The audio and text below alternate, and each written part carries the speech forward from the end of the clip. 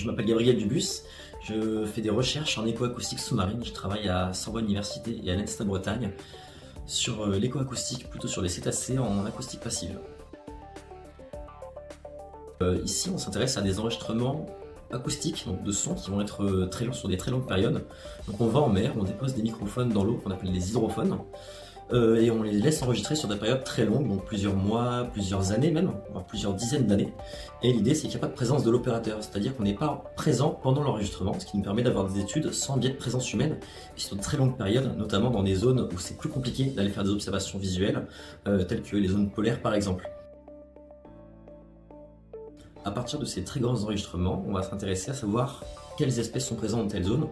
Par exemple, pour pouvoir suivre les mouvements de migration des cétacés, pour connaître la diversité biologique dans certaines zones, et comprendre un peu les interactions des cétacés avec leur environnement et aussi avec les activités humaines dans les zones pour comprendre l'impact de ces activités sur les cétacés.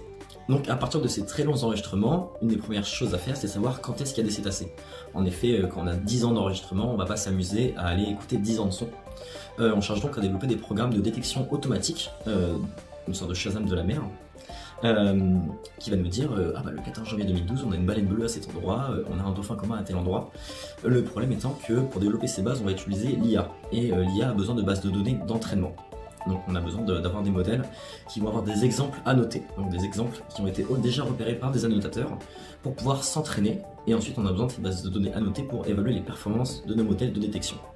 Et dans ce contexte, nous sommes beaucoup intéressés au potentiel des sciences participatives, à savoir est-ce qu'on peut demander à des citoyens qui ne sont pas spécialistes de venir nous aider à annoter les données et venir avec nous découvrir la grande diversité des paysages sonores sous-marins.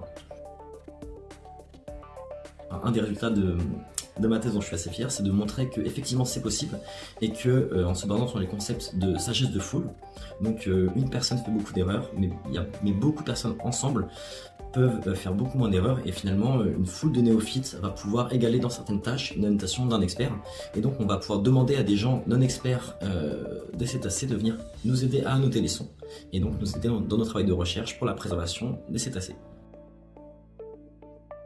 Il y a une journée que j'oublierai, que je suis pas prêt d'oublier, je pense. Il y a quelques années, on était en mission sur le terrain pour aller enregistrer des baleines à bosse, et notre bateau a brûlé en pleine mer.